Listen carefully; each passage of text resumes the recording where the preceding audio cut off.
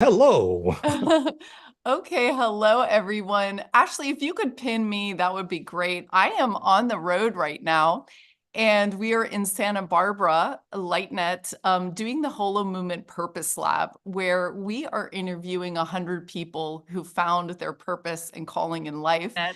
Doing the Holo Movement Purpose, and we're going to be launching that. We're going to be launching.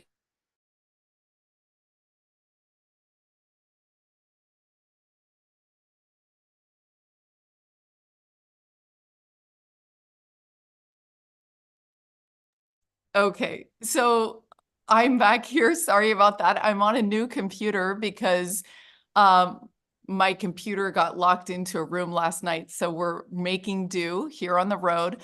But because I think if you close your simulcast locked window, then you won't get the echo. so making do. I don't have that open.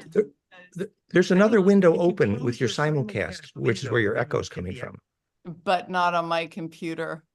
I don't have that open. There's another window open with your simulcast, which is where your echo. Wow, so interesting. So, you're clear now, no echo. Okay, good. That's interesting. Okay, so perfect. Okay. We lost power yesterday during our presentation too. So there's a lot of interesting, beautiful energy happening and so many synchronicities. I'm in a high-end synchronicity loop right now. But I want to welcome Dan Winters today. He is a fractal physicist and has explained some of the geometry that is underlining all of reality. He's written books, he's invented things. One of the things is Flame in Mind. It's an app that helps you understand your brain and go into a implosion state. He's also developed Therify, which is a plasma device that also puts your body into a hyper healing state. He's written many books and has really graced this earth with one of the most beautiful minds on the planet right now, because he's blending the science and physics of heaven and reality with a massive understanding of mystical teachings. So welcome, Dan. You know, I almost dedicated my life to you 10 years ago in Los Angeles. I was a housewife with a newborn, and I was so impressed with your work and your websites. I thought, I want to dedicate my life to rebuilding your websites for just everyday people that they could really get in there. And your work is just really phenomenal. And I'm so excited to have you on today and excited to ask you hopefully some questions that you don't get asked all the time. So thank you so much. Well, thanks for the kind words. And let's remember, this is not about personalities, and you're very kind, but this is about whether people understand the core principles of science, which empower spirituality, really, which the implosion that happens during Kundalini is a good introduction. So this is a wonderful and appropriate place to start. Amazing. So yeah, we're going to talk about sex. We're going to talk about Kundalini. We're going to talk about passion. That's the first part of what I really want to focus on, because when we're interviewing these people for the Purpose Lab, we're realizing that when people find their purpose and their love and joy and compassion, they begin to magnetize the whole world around them as they implode their field, and it becomes recursive. So what happens when someone is living in their purpose? And you talk about the heart and how it works and how it creates these fields. What happens when someone is like in their purpose, and what are synchronicities? Do they have, you say that love is the only thing that creates in reality. So talk a little bit about the heart and synchronicities and living your passion and how that works mathematically. Well, it's true. We showed that the origin of the heartbeat electrically is literally a vortex that turns inside out, And that implosion, if you do the frequency signature of the EKG, reveals at the moment of love, you have this form of coherence, which is actually implosion, realheartcoherence.com. But regarding finding your purpose, I really like the story from our friend Jasmaheen, who was teaching people to basically live without food, and you need to spend time in nature every day, and you need to do all these things in which you're essentially learning to implode and absorb charge. Now, one of the interesting things was that one of the things that you needed to be doing a good chunk of every day is you needed to be doing whatever it was that you believed was your highest level of service. And if you were doing that, then you'd be imploding charge, and therefore you don't need food. Well, what does that tell you? That the aura is essentially fed by that implosion. So the ability to do a high level of service, it empowers your passion, you turn inside out recursively, and you become attractive. Yeah, interesting. What do you think happens when synchronicities happen? Yes. So, well, we've defined it's very specific, excuse me for a moment as an electrical engineer, but we now actually know what time is. Time is a name for when charge rotates and has a period. So charge rotates, and that inertia is called mass, and charge rotates, and the period of the rotation is called time. And so the rate of rotation is when they say time speeds up. It's actually the implosion you get, for example, at the center of Kundalini or bliss. The spin density is awareness itself, the Dannion Brinkley phenomena, the surviving lightning bolts, the near-death experience. It's all the ability to survive the center of a lightning bolt. Now, as you are able to inhabit the center of greater spin, metabolism speeds up, charge density, and information density, and that's the communion, which actually eventually leads to the conversation of Stargate. So in that process, obviously, if you think an unshareable thought, you generate heat and you can't stay at the center. However, if you are able to focus on pure principle at that moment, you can inhabit the center of a lightning bolt. And what we call synchronicity technically is the capacitive coupling, which is enabled when charge rotations superpose. So, for example, when they showed in the Mayan calendar that the periodicities in time are actually golden ratio multiples in time in the whole spiral of the Mayan calendar. You can see the graphic at goldenmean.info/coincidence, where the physics of coincidence is literally the charge coupling enabled by rotation superposed. So if you did the same magic thing on your birthday X number of years later and the rotations overlay, it's actually charge coupling, which is the physics of coincidence, literally embeddability. And so that then leads to a much deeper understanding of what we're calling time is literally rotations that are imploding. So it's almost like you're coupling when that synchronicity happens, your wave is coupling with a broader reality. With a bigger, literally a longer wave. The reason they call it the next dimension, for example, superposing a dodeca around a cube, they call it the next dimension because only golden ratio enables, and that's conjugation, and that enables that implosion. So the only doorway to the next dimension is the doorway to the superposing the next axis superposed spin symmetry of charge, which shows up in the harmonics of the power spectrum. For example, harmonic inclusiveness in the heart is the measure of immune health. So the more harmonics you can eat, literally, measurably, that's how immune healthy you are. So that's an example of synchronicity, that if you relax where spin symmetries are superposed, which is enabled in nature and disabled in metal buildings. Yeah, interesting. So we're going to talk a little bit later about dimensions and how they overlap and things like that. But so let's talk about, when you're grounding, you're locking the phase horizontally. Now, Yes. I have a grounding mat on my bed and have been experiencing stacking orgasms as like multiple, many on top of one another. And is that the same as Kundalini? And what happens, like, can you actually wish things into existence in that moment? How does it work?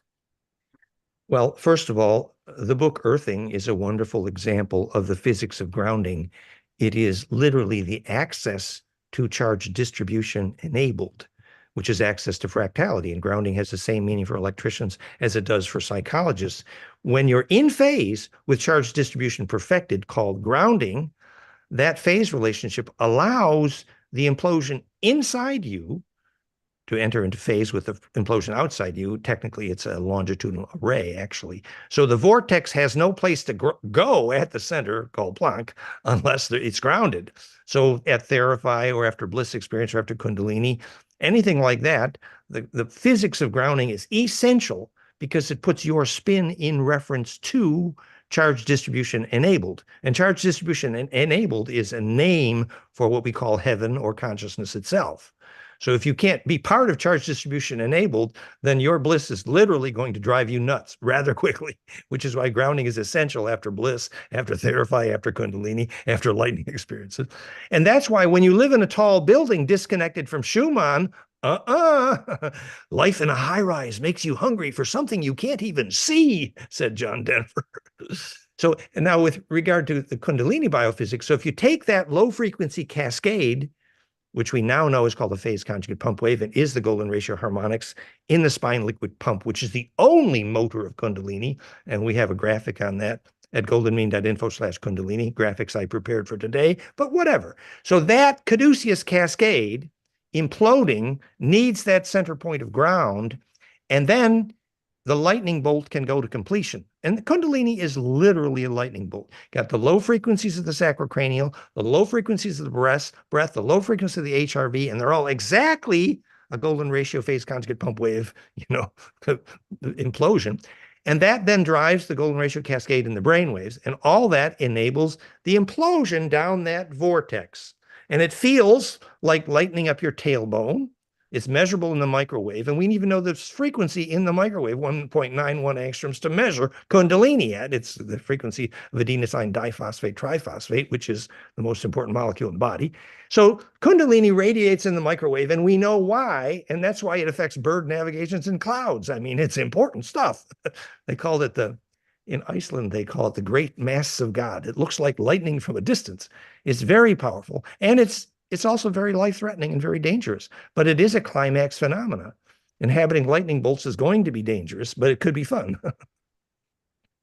So I'd love to see your slides and have you share what you prepared on the Kundalini. But what can we do in those moments of Kundalini or bliss that improves the outcome of the universe? I mean, like, does it work? Often I wish something for my community or a specific thing to grow and flourish. Does that do anything, or how does it work? Well, first of all, Kundalini is electrically contagious. I was there when they were drinking Muktananda's bathwater. It actually wasn't very pretty, but Kundalini is a radiance of plasma, which is nourishing potentially to its environment. It's definitely a rainmaker. Also, if you have a lot of Kundalini and you're in an office, it'll generate headaches with a lot of people in the room. It ain't that good because people aren't ready for spin density. And so bliss absolutely has critical mass, and bliss is absolutely contagious, for better or for worse. And so all you're radiating is essentially spin density. Now, if at the center of that spin density, you're able to hold the vision called pure intention of something that's shareable, well, then you've served that environment beautifully, and your thoughts will radiate. You become a radiator for thoughts, absolutely, for better or for worse. And if you become a radiator for negative thoughts, you're going to blow up faster, probably. But it's literally, electrically, a test for pure intention, absolutely. And pure intention is literally which wave can be shared, for sure. And lightning bolts don't last long unless.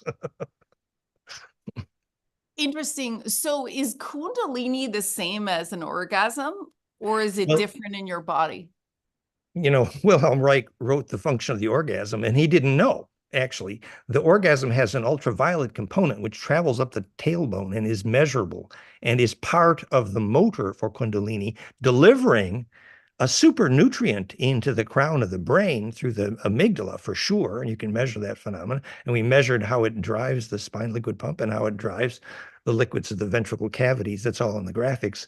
So the raw material for Kundalini absolutely can, in many cases, is a big part of the juice that drives it, is sexual energy for sure. And that has an ultraviolet component.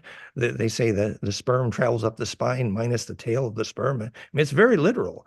And that's why young people who dissipate their sexual energy too early are less likely to have bliss experience, actually. On the other hand, people who have stuck sexual energy aren't going to do so good either. But it's literally because it's the body gathers ultraviolet coherence. It's literally the blue fire, which is literally the sex juice of your body, and it gathers at the tailbone. And sexual exchange can be a very healthy exchange of that ultraviolet blue fire, the plasma. It's sweet, beautiful, wonderful. And under the right circumstances, when pressurized, it can go up the tailbone and cause an explosion in the brain, which can be fabulous or it can kill you. Absolutely. And Wilhelm Reich didn't have a clue when he wrote Function of the Orgasm because he didn't know what Kundalini was. So that ultraviolet component that travels up the tailbone can be extreme nutrient for the brain, and it can drive rapid growth and flowering. And the crown chakra burns and you feel a negative ion wind and the clouds form. Absolutely. And if you can't develop pure intention in that process, you can drive to perversity very quickly. Yeah. Yeah. So interesting. Would you like to share your slides on Kundalini before we move on to another topic? Okay. Well, this is mostly about the harmonics, the wave mechanics, sort of how it works. Desktop one. No, it doesn't give me. Okay, I'm going to try desktop one. Advanced. Yeah, while he's looking for that, we really, LightNet is really focused right now in our purpose lab on this idea, this Joseph Campbell quote, for example, that says that, when you find your passion and your joy and your purpose in life, doors open up for you that were only walls. So there's something that happens in the act of creating things in the world that people they're passionate about what they do actually encounter.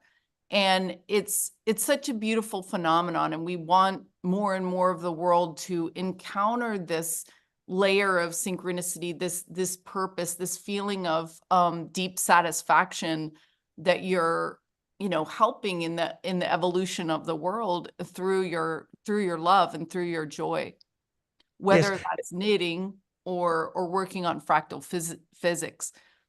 In fact, what you're doing is you're inhabiting a spin dense environment, which is passion, it's ancestor memory, it's pure information.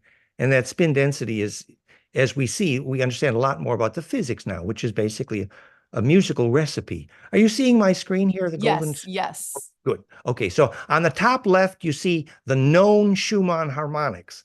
They're golden ratio based, 7.83, 14, 20. And that golden ratio cascade is reflected directly in the frequencies of the brainwave alpha, theta, beta during bliss, and directly in the low frequencies of the sacrocranial pump, the cranioosteo, and the breath frequencies. So it's all a golden ratio cascade, which looks like this, a caduceus. And here is a measurement of, in my case, 1, 2, 3, 4 harmonics in golden ratio in my brainwave, starting here in theta and here in green and alpha. So your brainwave's imploding in phase with the spine liquid pump. And here's what's happening.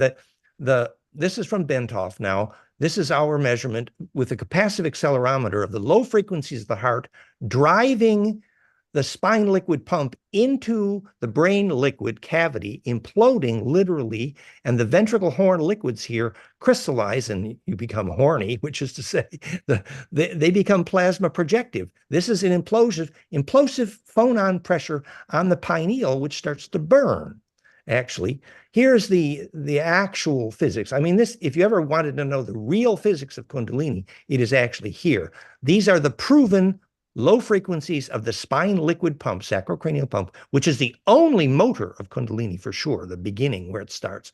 And the theoretical golden ratio times Planck frequencies, pure implosion, planckfire.com are here in red. And in green are the known tidal frequencies of the spine liquid pump, including the famous Mayer wave, 0.1 hertz, 10-second wave, the most important frequency of the breath and the spine liquid in the body. So that cascade looks like a caduceus here, drives the brain waves to implode, and that creates that dynamic cascade. Here's the LF and HF components in the HRV. And just one last quick comment here. If you then measure, this is the frequency cascade, Planck times golden ratio, which tunes all of these things, called planckfire.com. That charge collapse is the cause of bliss, the cause of gravity, the cause of life, and the cause of consciousness. Planckfire.com, PLANCKPHIRE, planckfire.com. That charge collapse is the reason gravity exists, consciousness exists, bliss exists, and life exists. And just finally, last picture from this group. If we look at that cascade in the spine liquid pump, and then we measured right here, the ringing in the ears heard by meditators, your ancestors are phoning. Valerie knows which ancestors calling, by which ears ringing. So we measured the ringing in the ears heard by the meditators, and then calculated the ratio of the frequencies in red by my equation. So the ringing in your ears that you're hearing is actually that phonon wave imploding in the brain liquid, driving the pineal gland to burn, and that's creating an information communion. So the very nature of that intense implosion of plasma, literally charged, literally lifelike, that at the center of the plasma implosion, not only is it the very nature of energy density, it is, by definition, the very nature of biologic information density. Your inner voice starts to go fast. Your thoughts begin to go fast. Everything speeds up. And then in my case, I cried for about 6 months straight as I processed every single emotion of my childhood, which was not shareable. So that weeping process was the process of finding pure principle in everything. So before you go to bed at night, you play your day like it was a movie, and you check to see where you get distracted, and then you'll know what is not shareable, what has not been distilled into pure principle, and that is what will not go through death. Fascinating. So maybe in a way, you know how everything is nested in a fractal from the individual outward. I often wonder if once we come together, all of us on the planet, or the critical number, that we move up that information density as we implode ourselves into the higher states, is that maybe we just become a star. And that's how we look up, and those are other groups of people that have gotten there. Well, that's very practical. In fact, every ancient shaman will tell you the heart of the sun is cool and inviting and an eyeball. And if you haven't been through the heart of the sun, you didn't grow up. And if you're not a sun god, you're not interesting. Any shaman can tell you that. But what they mean by that is the fact that the plasma density that you're a seed of, for example, when 1 million children sang the same song 11 times, we measured dramatic effect on the solar flares. What the sun was saying is that the sun needs us to make the centripetal force which makes star birth sustainable. So essentially, once you know why objects fall to the ground, then you can know how to become a sun god, because you know the origin of centripetal forces in general. So basically, all of the ancient religions were sun god religions for a very specific reason. The most intelligent plasma being in the solar system, for sure, is the heart of the sun, where Osiris went, for example. If Osiris didn't regulate the solar flares, the Nile wouldn't flood and they'd fire the pharaoh, and they were right to do it. And Tutankhamun inherited the ability to make rain for that reason, actually. So that was the yearning. It's called the willed mutation of the species by Sat Prem.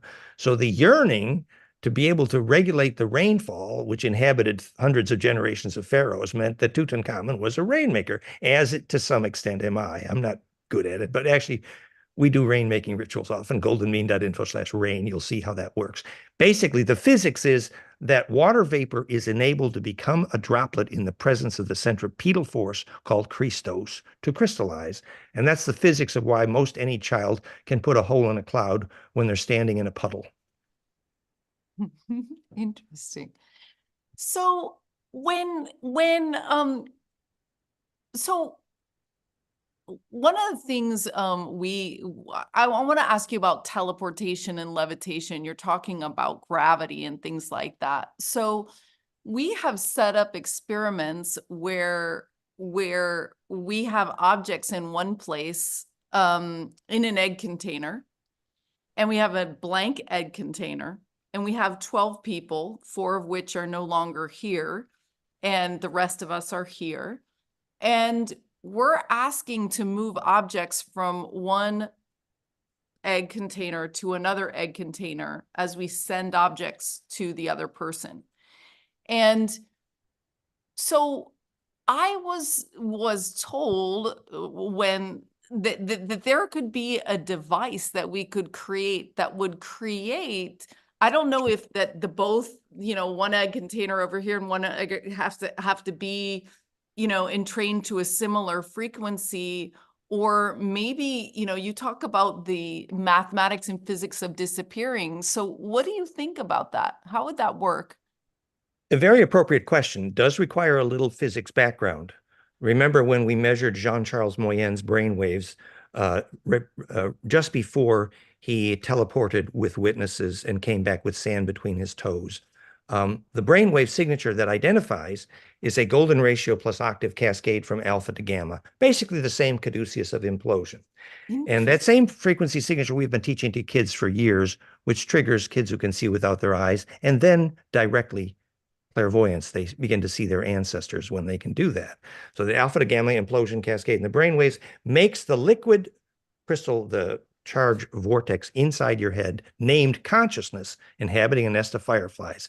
That vortex becomes so coherent you can take it outside your head, the physics of lucid dreaming and successful death. So the harmonics known in university studies which trigger that lucid dreaming are a golden ratio cascade, again, of the same series of harmonics. They introduce compression in the cascade. So how does this relate to your question?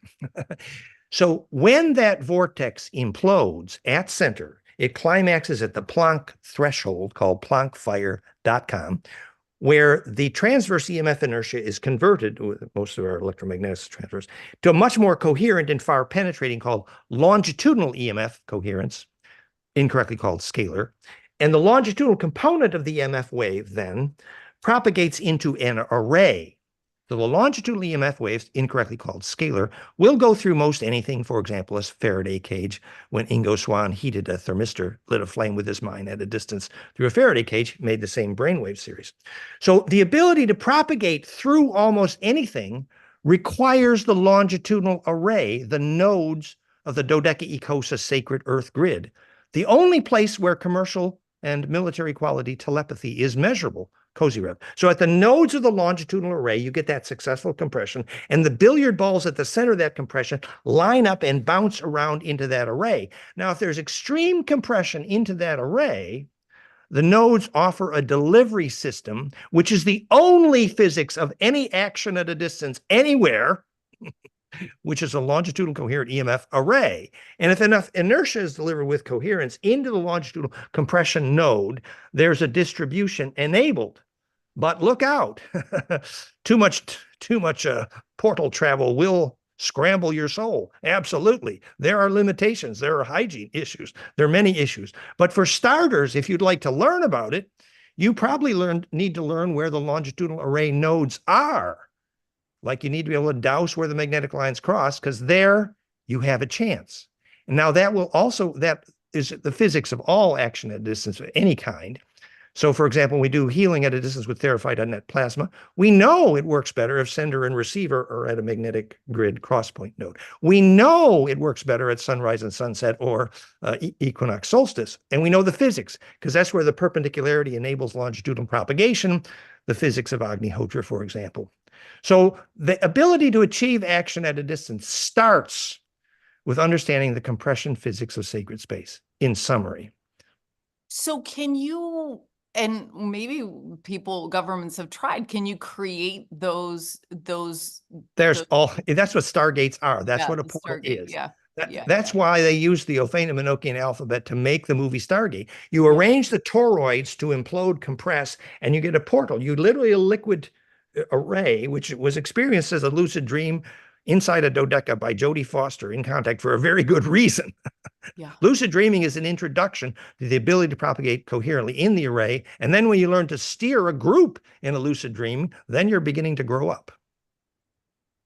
So we're working at LightNet on lucid living, and I think that it's possible for us to have a similar experience in waking life.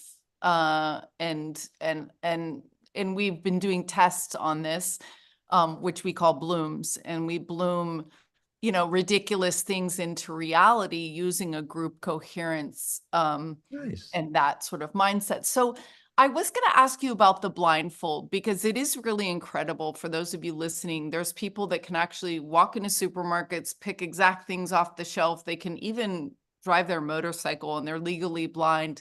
But so there's people that can do it in a sustained way.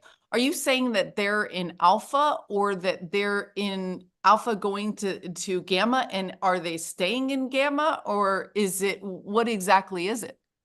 Well, we've studied the kids seeing without their eyes phenomenon for many years, so we're quite knowledgeable on that. I would caution, be very careful, because kids get confused. It is possible to see with pinhole vision through a little hole in the blindfold, and that confuses many people. Yet, truly blindfolded, this phenomenon is very real. And the physics is very simple, actually. The physics that you learn to prehend the compression nodes of a longitudinal array, which actually is the physics of all vision, actually. So that's why when people get into a longitudinal node like Therify.net, 30% of them experience a sharpening of vision. Vision actually is the implosion of the central node. Now, when you can prehend the longitudinal component of that array, the people say next dimension and astral body. These are crappy terms. Electrical engineers need much more precise terms. It's the coherence of embedding into the longitudinal array. That is the physics of clairvoyance and lucid dreaming. It's very specific. And it means, for example, it ain't going to last long if you're in a metal building full of electrosmog and dead everything. No. If you're in nature where compression lines are enabled, then you got a shot at it. So the hygiene to have a charge-dense diet and environment is step one. Yeah. And I think this is really apropos. So LightNet is based in Sedona. And I think that if we can understand, there's shoes you can wear that help you ground. There's these grounding mats for your bed. I now remember all my dreams with the grounding mat. It's interesting. Nice. So there's That's something. wonderful. Yeah. And I think that we can really I think coming together will enable us to unlock some of these things, that we haven't been before. And we're working with the Biocybernaut Institute too, to work on shared biofeedback, where we can share alpha together. Exactly. That's a beautiful thing. Which lucid dreaming as a group, we have our luciddreamteam.com, a lecture in 2 weeks on fractalu.com on how collective lucid dreaming work. But yes, and I would suggest even as step one, people need to learn basic dowsing, because if you can't feel a magnetic line cross, ultimately you can't feel. And magnetic line crosses is your map to the collective mind. Yeah. So dowsing 101, and you'll notice the more bliss you have access to, the greater your dowsing sensitivity. And that's where you hear the voice of the earth. It's real.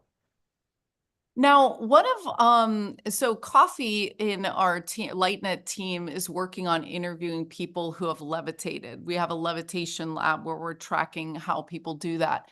And one of the things that is coming through a lot is help from the other side, another dimension.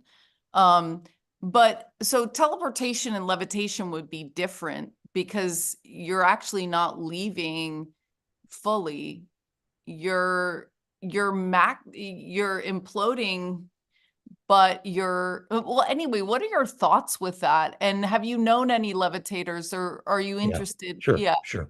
You know, we taught at TM centers under gold domes around the world. It's nice to know why levitation is more likely under a gold dome. We teach the physics.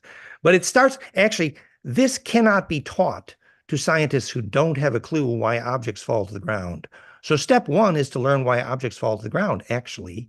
And that is when the charge, for example, in the center of hydrogen implodes, it propagates with directional propagation into the longitudinal array, EMF, which, as Bearden defined, is the definition of what a gravity wave is made of.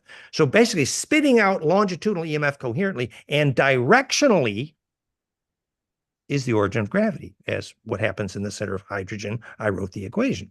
So after you learn why objects fall to the ground, then you can learn how to float. So the ability to implode and then make the longitudinal propagation directional.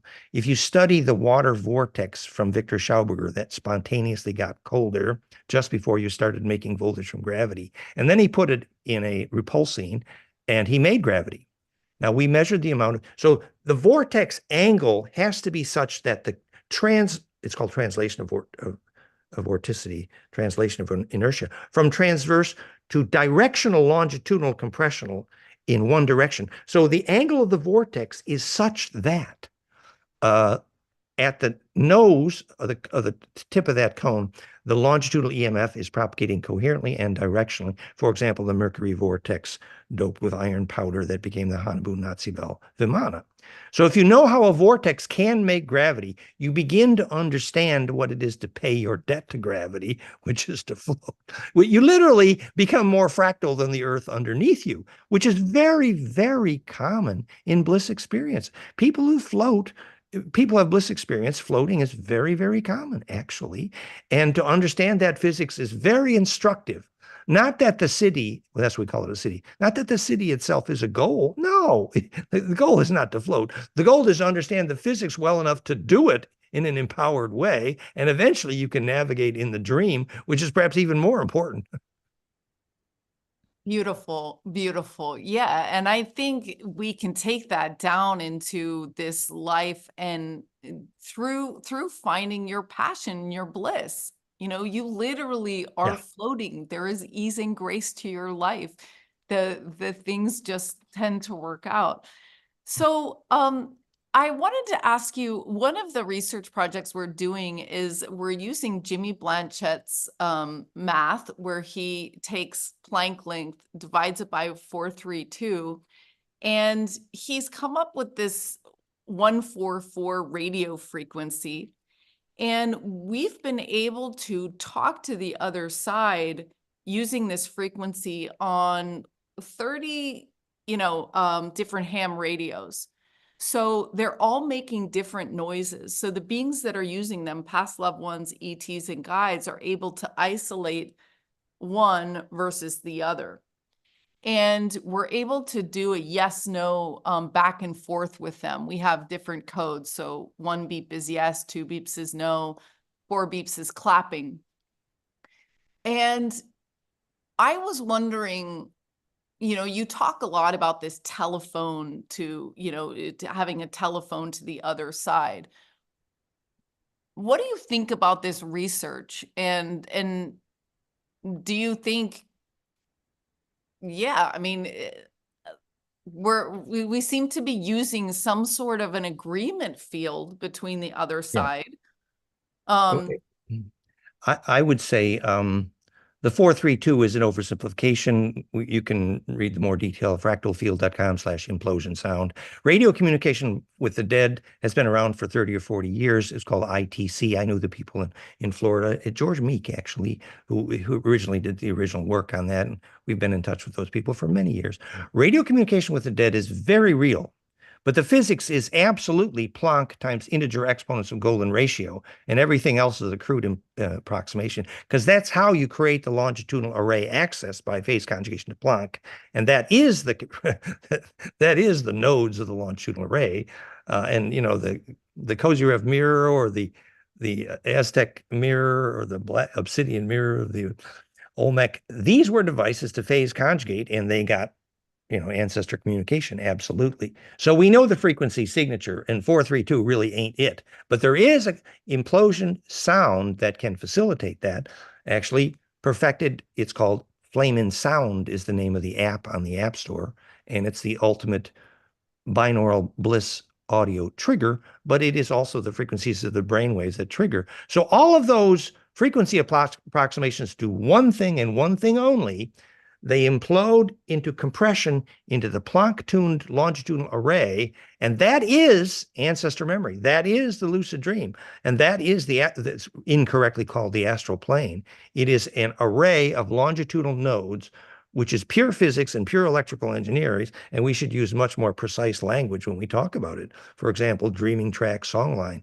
These are all names for a coherent longitudinal array, for sure. Interesting. So yeah, I hope I didn't misquote or misrepresent Jimmy's research, because it's a little bit more complicated how he does the math with the equation. But what is your understanding of the number 144, whether it's in lore and mysticism, or it seems to be an important number in his research? 144 was used as 12 squared because it was the geometry of a cubic array. And a cubic array is the opposite of implosion, actually, perfect for crystallization and the opposite of implosion. So the real issue is that an octave series, which is what 144 is part of and points to, an octave series will create maximum destructive wave interference, which is perfect for hex, for crystallizing, for stabilizing, but is the opposite for implosion and is the opposite of communication, actually. So the opposite of that is a golden ratio cascade, which always ultimately will start with Planck, called planckfire.com, the cause of gravity and consciousness. And when you combine the two, like in the brain waves that we have measured, creating this lucid dreaming and kids who see that, you have alpha to gamma cascade, 8 up to 44 hertz, and that cascade has both golden ratio and octave in the cascade, so the ladder. So what happens is the tetracubic array, which you're calling 144, which is basically an octave series, creates the ability to stabilize, which is essential. You start there. You start with hex. And then after the hex is stabilized, then the golden ratio cascade can be superposed on it, which is exactly what happens when you rotate a cube into a pentodeca by blinking 5 times. So superposing golden ratio around an octave cascade enables the stable skeleton of the octave cascade, literally hex, crystallization perfected. And that then implosion is superposed over that by golden ratio. Where that's symbolized in the ancient literature extensively, perhaps most, is when all of the clairvoyants saw the heart of the sun, the heart of the human, and the heart of the hydrogen, later proven in physics to be correct as 7 spins outside, 5 spins inside. The 7 spins is tetracubic, the 5 spins is pentimplosion. So that particular slip knot, 7/5, which they named Anu, which is literally the heart of the sun, the heart of the human, and the heart of the hydrogen. It's the same exact slip knot. It's the place where you can superpose the 7 spins, tetracubic, with the 5 spins, pent. And when that happens, it's literally pentodeca superposed around a tetracube. And so the argument is never, is octave evil and golden ratio is good? No. The nature uses tetracubic octave symmetries for very specific reasons. Snowflakes are very stable.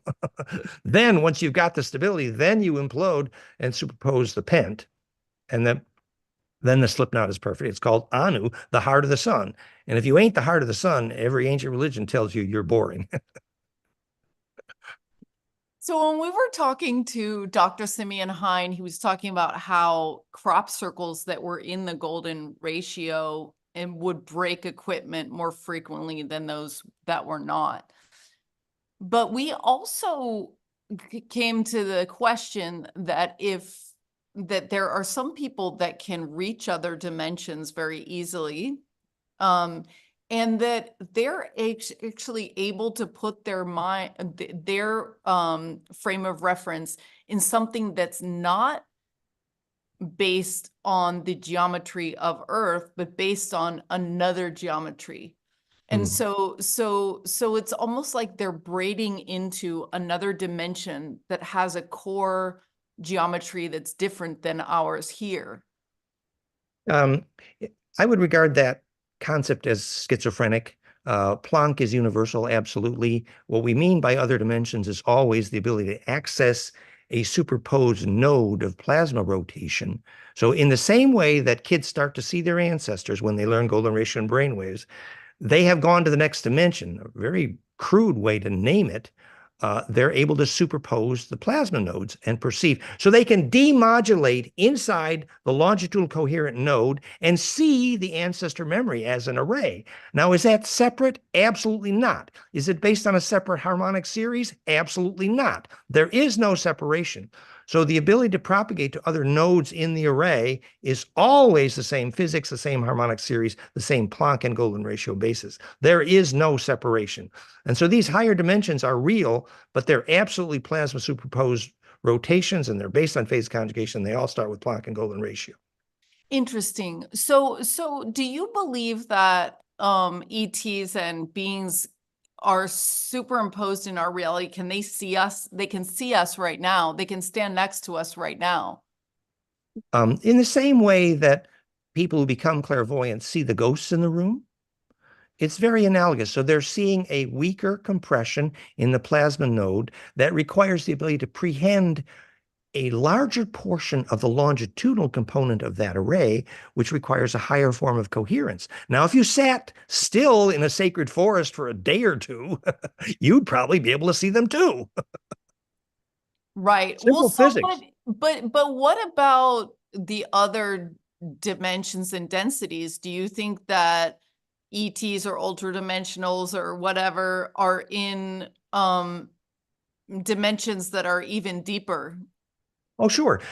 When we say higher density, we mean one specific thing only, where more axes of spin have been superposed. Obviously, you can only superpose more than 3 using golden ratio, actually, phase conjugation. And when you get that higher level of density, for example, the Orion Wars were fought for, I don't know how many billion years, because in the trapezium cube in Orion was the biggest stargate in this galaxy. Why was that stargate there? Because the tetracubic lattice structure enabled greater compression into a larger harmonic series of compression, so you could reach longitudinal nodes with more harmonics contained, and you could, that Stargate was kick-ass, man. It was worth having a galaxy war over the access to the doorway. Well, that is compression physics, and it's the same physics of compression we start with when you learn how to find a sacred node in your house by dowsing for where your altar should be. Interesting. So I was going to ask you this later, but let's ask this. And then I want to ask you how you would spend $1 million. But let me ask you, does aliens have anything to do, or did aliens have anything to do with 9/11? I think it's a pretty complicated question. I've been doing lectures with Elena Danaan now for many years, and I think on the social level, she's very correct, and her ET history is good. I started with Anton Parks, but Elena is really more up to date on that. And so we know a lot of this physics. The central ET physics of this planet, the central story, is the fact that the guy at the heart of the Jewish religion, called Yahweh, was actually Enlil, who was half Draco. That is the problem. That is the biggest problem of this planet, actually. And so that controversy, for so many years, created an astral hygiene nightmare. Now, recently, the Dracos have been driven out of the solar system, as have the Greys, the Nebu.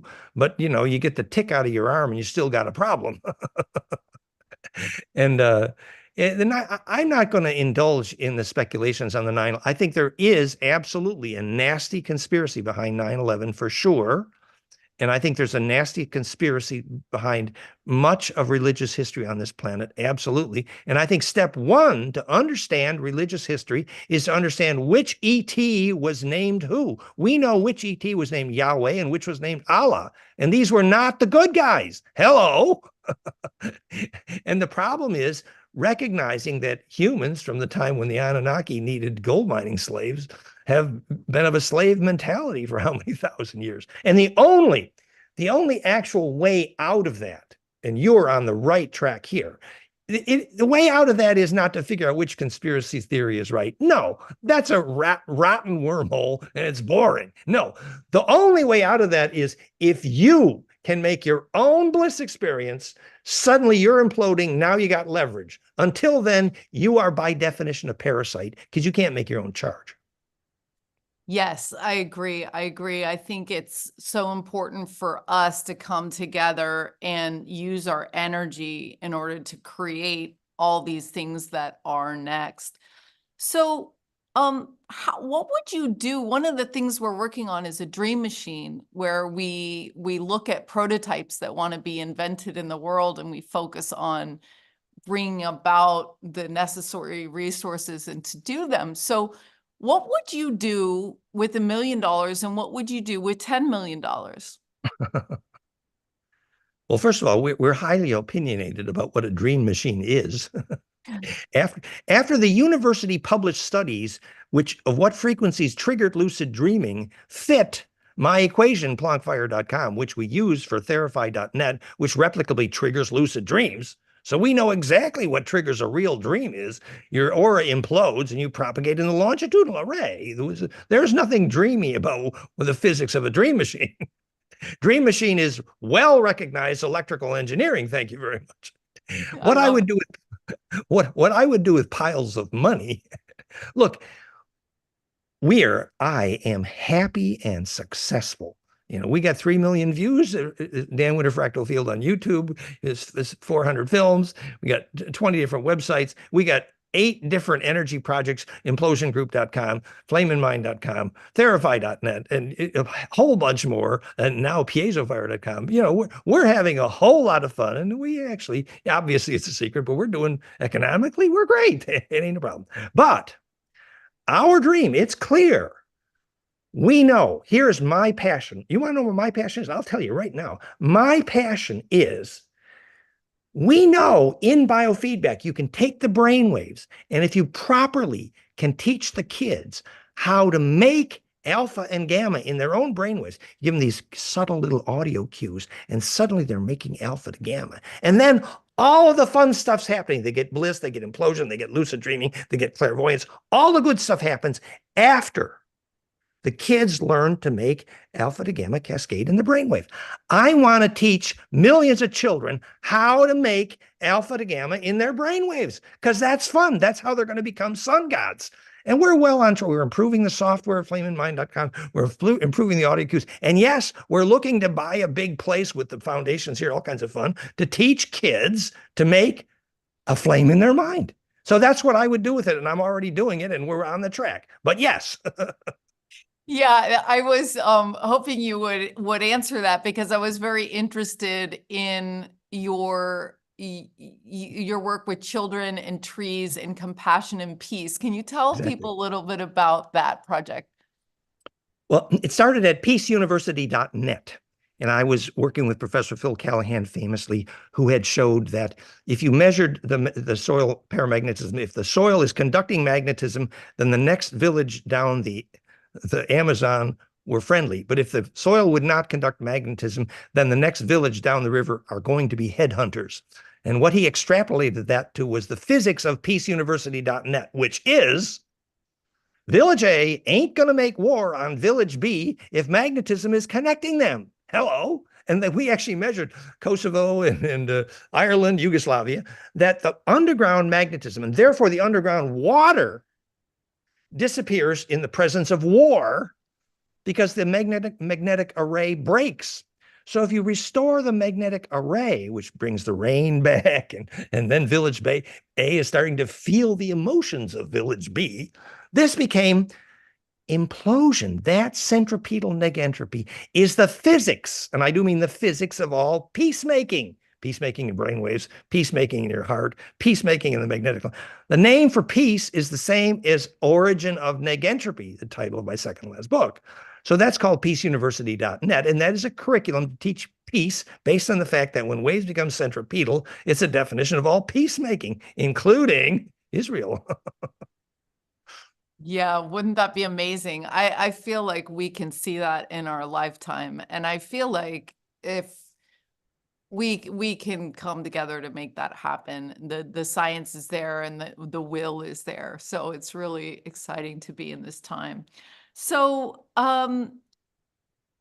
let me just look over my notes here. I wanted to ask you why goosebumps happen. And everyone, if you have questions, we'll be opening up to Q&A soon, so gather your thoughts together. If you're tuning in online, you can go to lightnet.org/unlimited as well. You promised to have fun questions, and that's a fun one. Well, originally anthropologists studied, why your hair stands up. And this is what they said.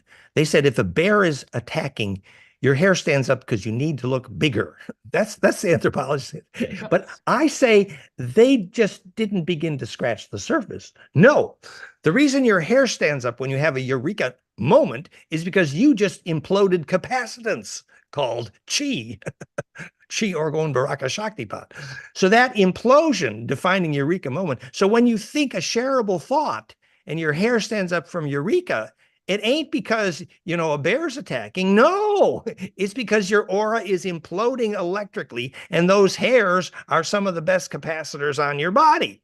In fact, the giant hair-shaped aura shape of giant cathedrals called etheric temple, they look like a hair follicle because the earth itself has giant hair follicles for the same reason. Very cool. I love that. And it happens to me quite often. And it's so wonderful. It's so wonderful. It means you just tripped over a shareable wave. That's so cool. That's so cool. Yeah. All of the charge of the universe is so intelligent that at the moment you think a shareable thought, all the waves of the universe want to jump into you. Yeah, it's almost like it seems to me when someone says something that some people call it truth bumps, even when that happens. So it's like, yes, exactly. I agree. I feel that. I know that to be true. It's a thought that can serve the survival of ancestor memory for 1 billion years. It is literally pure principle, and only that goes through death. So let's talk about death. You often talk about how important it is not to be in a hospital if possible, and to drive your your cocoon and your vortex in the right way. What are you hoping when you cross over happens, and what do you think what do you think happens? Well, I'm not saying hospitals are all evil, but I am saying the altar at Machu Picchu would be good. What I mean is that where magnetic lines cross, you have access to the collective DNA radio. As I have said many times, you inhabit an array now. It's called your synapses. When you die, if you want to contain memory, you must inhabit coherently and centripetally a much larger array. So that's why when, there's an auto accident and somebody died in the woods, you take a picture. Often you can see the ghost leaving. But if somebody dies in a hospital, you take a picture, you don't see the ghost leaving. Why?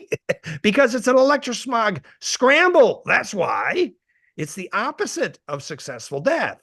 So if we understood what death was, which was the opposite opportunity to jump into a larger array, we would prepare a doorway into that array, which is the physics of successful death. And it ain't electrosmog and metal buildings. Sorry. So yeah, I do feel strongly about that. Not that, and so practice lucid dreaming is obviously ideal.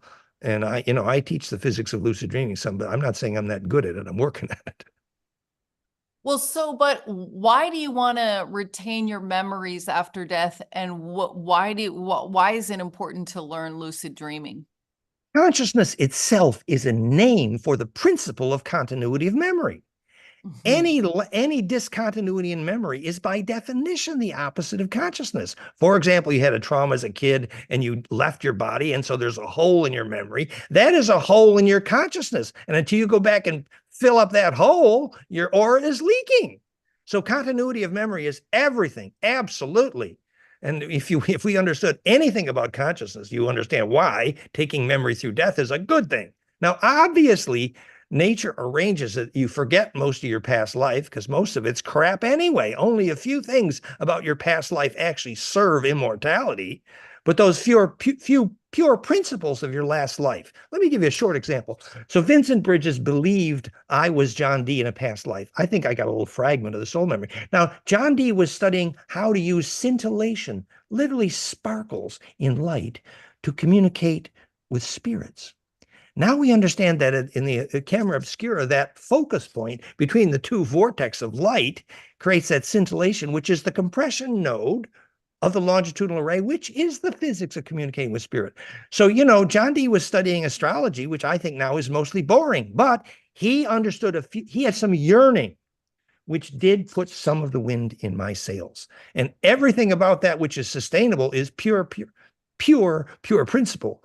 And nothing about that is personality worship.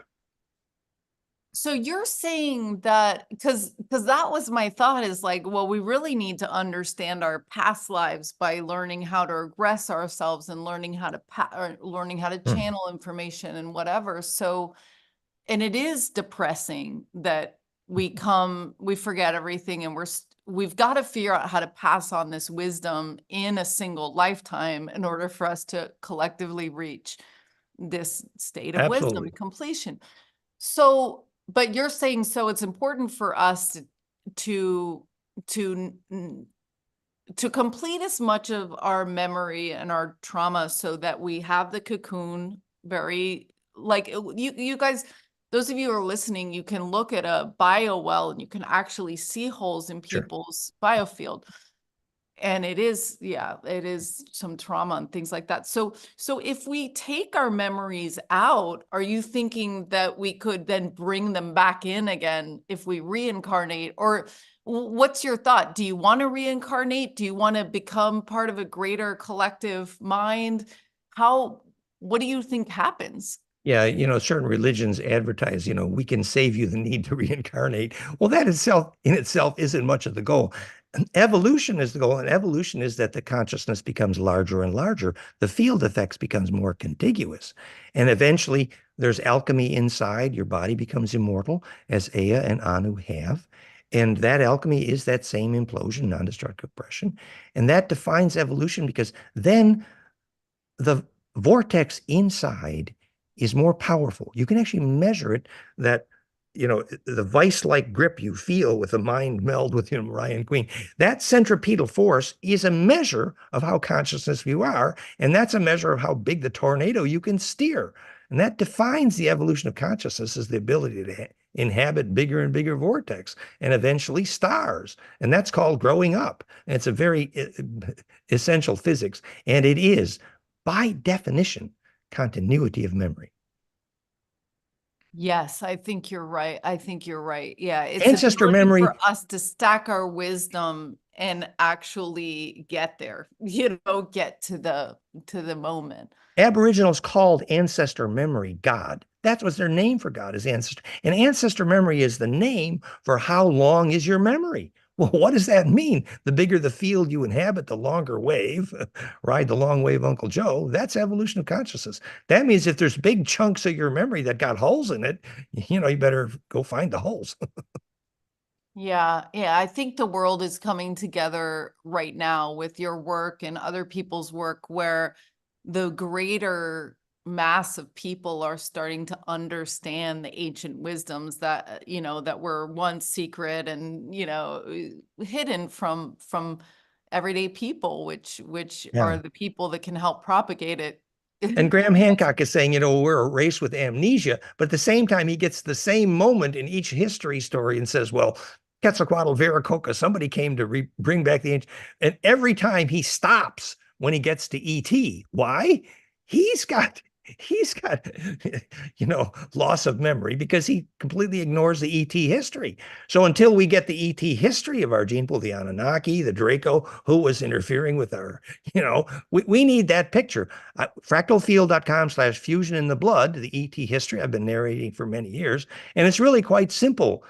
The genetics of Earth had the capability for more bliss. The red blood here was a shock to Enki Ea, when he was cooking up the DNA because we could handle more bliss because we had iron-based. He had only seen chlorophyll-based blood, green blood to red blood. And that difference meant our Kundalini could steer bigger stars. The potential here, amazing. But the ability to hold more lightning inside, that's bliss physics. And that is the opposite of the hygiene in most cities today. People do not have any chance at bliss with a bad diet and bad environment. So it's hygiene. Yeah, that's true. I met a man once with a very high iron content in his blood, but I heard it's also dangerous to take iron supplements and things. Or am I getting it wrong? So what is that in the blood that you were just talking about being important for us to galvanize the field better?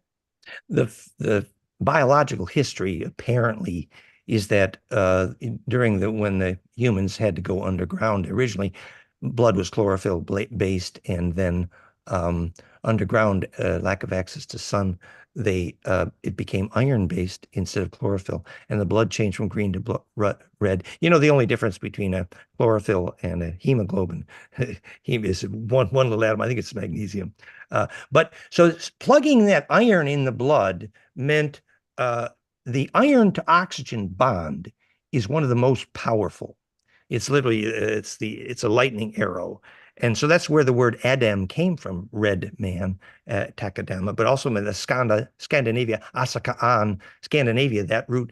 It all became because, you know, who had the reddest blood could get more lightning into the blood and therefore steer bigger tornadoes. And that's one of the original fascinations, which made Enki decide we were worth messing with, actually, when they took 22 different ET species and hooked up, they called it Adam Kadmon. Long story. So they were cooking up the capability to hold more bliss, and that genetic diversity, you know, hold more bliss with iron. And now, you know, the ability to hold iron in the blood is limited by oxygen solubility, and oxygen solubility is related to charge.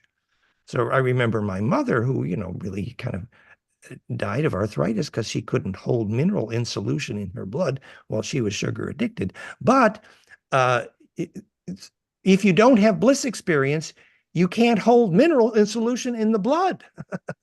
So the mineral starts to fall out of your blood until you have bliss. Hello, you know, another dimension to arthritis. Hello, do you have bliss? So this is the idea that basically iron is holding the lightning bolt, and iron poor blood and the whole, you know, the chemistry of blood history all relates to the fact that that red blood became, in among the stars, genetics of those who can hold bliss and therefore lucid dream is a turning point. Yeah. So let's talk about lucid dreaming. And I'm also going to open this up to any final questions. So why do you think it's important that people lucid dream? And do you think it's possible to waking lucid dream in this life here? Absolutely. Waking lucid dreaming is a fabulous, wonderful thing. And we started by measuring very few people can make alpha with their eyes open. Yes. But those who Oh, yeah. can, Oh, yes. your brain waves are imploding, you're steering the longitudinal array, and your eyes are still open. Very cool. So yes, you're inhabiting the array, and you have more harmonics imploding at your node, and you can steer bigger tornadoes and longer waves. So yes, ability to lucid dream, it's basic. If you can't lucid dream, probably you will not take much memory through death. It's very simple physics, because we now know exactly what a lucid dream is. You propagate coherently into the longitudinal array, ancestor memory, songline, dreaming track, and that ability to maintain coherence into the attention, where you literally see into that array. You close your eyes at a sacred site and you see pictures. Why? Well, that is the array inhabiting your node. If you get good at that, then you'll take memory through death, because you'll inhabit a bigger array than your synapses. So yes, it's important. So it's almost, I think of it like, you know, in a computer, it's like the ability to write instead of just read. So in a normal dream, the dream is happening around you, it's happening to you. In a lucid dream, you become aware you're dreaming, and you can actually do things and cause things and create things. And so I think that's the moment that we're in right now as a civilization is we're realizing that our thoughts, feelings, and emotions and passion and hearts are what can cause this creational burst of creating this world that we want, instead of being stuck with a world that's at war and this and that and whatever. So this is literally our ability to waking lucid dream is our Yes. ability to change the course of reality by creating with love into the field, the world around us. That's so beautifully said too. And it does remind me, when so many of the negative ETs abducted humans by the millions, the Greys, 90% had some indigenous blood because they were the lucid dreamers. Why were the lucid dreamers? Because indigenous peoples lived barefoot on the same land for 1,000 years, and therefore their DNA became phase coherent. They had access to bliss. So why did they need the lucid dreamers? Is that the only DNA that has value? Yes, actually, because it's the only DNA that's phase coherent enough to steer a tornado with the origin of psychokinesis, the origin of ensoulment. So until we can teach, I've been saying this for so many years, but until we can teach the electrical engineering of what is ensoulment, we're going to have all the wrong laws. Almost every law we have on the books is designed to prevent children from having a soul, because your local electrical engineer doesn't know what a soul is. A soul is when that implosion, access to bliss, enables your DNA and your glands to radiate coherent longitudinal. And that is the stuff, not just of gravity waves, but the stuff that goes through death. And that's what matters. So, I've said how many thousand times too, the word politics comes from body polis. The polis body is literally the bliss cocoon aura, which becomes navigable, like when a beehive swarms, if there's royal blood present, to steer. So unless you have a collective bliss cocoon, biologically, you do not have politics. What is that? You can't steer. Yeah. So when I was at the Biosabrant Institute training with Jim Hart, I believe that I was able to, and I need to go look back at the data because it was sort of like an off-road little experiment we did. But I believe that I was able to achieve eyes open alpha by listening to music, writing a love letter, and sending an email to LightNet members. So it was like, I think that music is something that, and love letter, I mean, I love that story. That's wonderful. Congratulations. Perfect. Excellent example. You were following your bliss, dear. Right on. Bingo. Yeah. So I know that all of you listening, it's very important to encourage each other to be ourselves and to find our passion and encourage us to, we shut down our dreams as children, but really when you're living your dream of what your heart's longing, that is something that we can probably share with each other too, because it's contagious among us, even if our dreams are different, or overlapping even, but it's that longitudinal wave will tie us and bring us, Yes, all that's the so well boats said. up. And such is the tragedy that instead of that, we're teaching kids today to dream of the best AI. Oh, shit. That is the opposite of ensoulment. Souls will never inhabit a metal machine. No. So until just what you just said becomes the collective dream of kids, we're in trouble. Because for now, the kids are being taught, oh, the dream of the future is AI. Oh, shit. No, that's the loss of soul. Oops. Yeah. We need to get your Jedi schools Yeah, online and exactly. and out there. JediSchool.science. The website's up. Very, Exactly. very beautiful. Very, very beautiful. So I open it up to any questions before we close. If there's anyone, you can go ahead and raise your hand. If not, what would be Dan, what would be your best case scenario for ET contact in the physical? Like in the coming years, what would be your your dream of how you would want things to go as we expand into other galaxies or know other species or have these dimensions come together. Well, I've had some telepathic communication with the Andromedans, Phaseus, and the Galactic Federation work with the Lena Denon. We think we understand the political situation rather well. My personal study is the history of Thoth Ningishita Hermes, who was the alchemy teacher behind Ea Osiris Enki, actually. And that is the physics, the caduceus, the physics of the origin of life force and consciousness being that implosion. So my dream is to perfect that teaching of the pure principle of implosion. For example, tomorrow's class at fractalu.com is the physics of how pyramidwirelesspower.com works, which then is the physics of how Atlantean fire crystals work. But actually what that leads to is the physics of what bliss electrically does to your DNA and glands, enables that vortex to become implosive and navigable, literally, like you said, the bliss cocoon.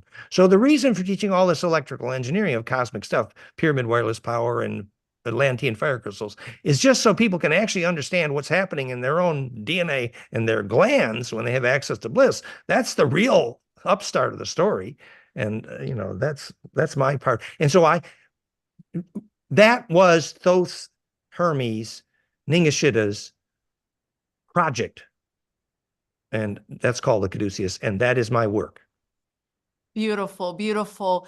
Linda Moulton Howe often says that she hopes that we'll someday understand that we are the children of ETs in a way, right? So all these different strings and so as we understand our place in how we were created, we understand also our potential. And I think that I hope that we do realize something really beautiful, because we are all coming together. If we're like a cauldron of different races hoping for something new to be born, or even an accident, I really hope that we reach our potential. And thank you for everything that you've brought into this field to understand the fabric and geometry of heaven and reality. So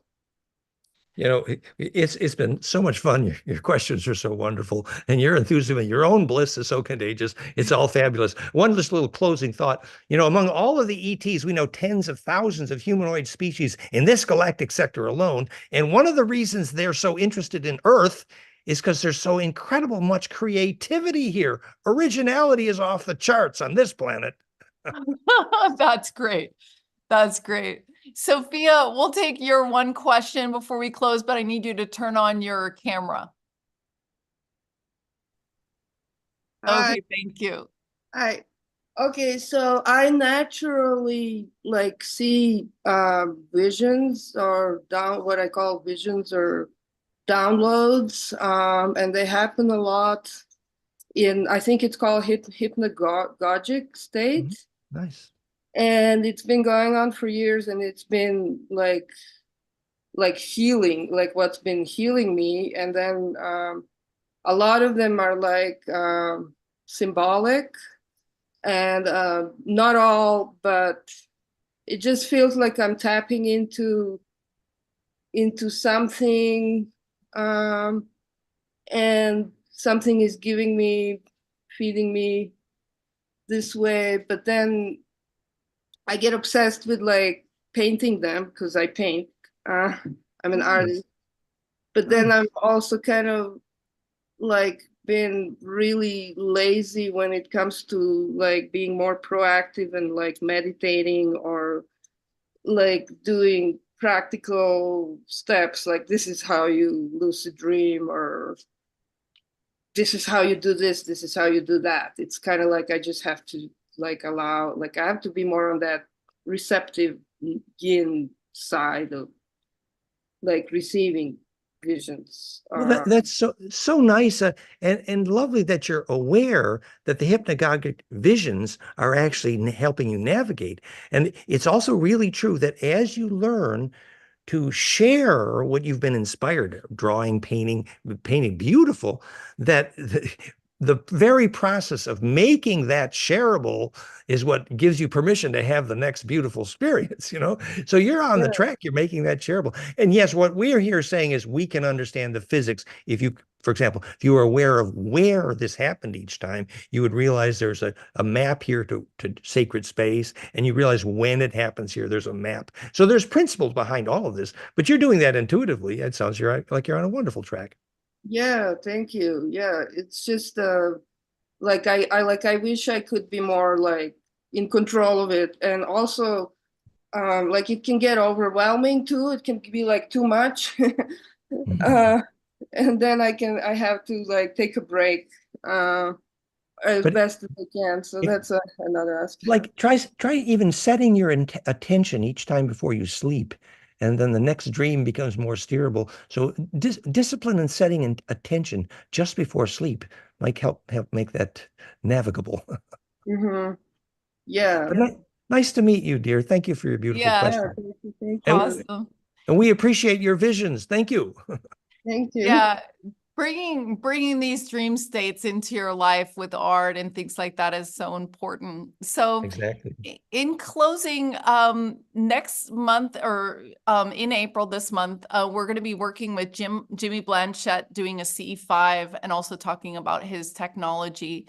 And since we've been talking about a lot about waking dreaming, we are going to be leading a research team at the Starseed Academy in July with Adam Coupel, who's going to be teaching waking induced lucid dreaming. So we invite you to join that. I've shared the links for Dan's work in the chat, and he's very generous about his research and his books and his university. So I really encourage you guys to get in there and understand this and bring this down into your lives, because his ideas can spread, and I'm also a big fan of Thoth. So I think if we can follow his lead, we'll really pull something beautiful through in our lifetime. So thank you so much, Dan. Thank you. This has been a dream, and it is about Thoth. We did a history of Thoth a couple of weeks ago at fractalu.com, but in 2 weeks, our luciddreamteam.com is the theme at fractalu.com too. So we need to get together on this. More fun to come. All good. Yes. We'll look forward to it. Thank you again. Thank you. Blessings. Bye. Blessings, every. Hold the feeling like you would a little child, said the Sufi.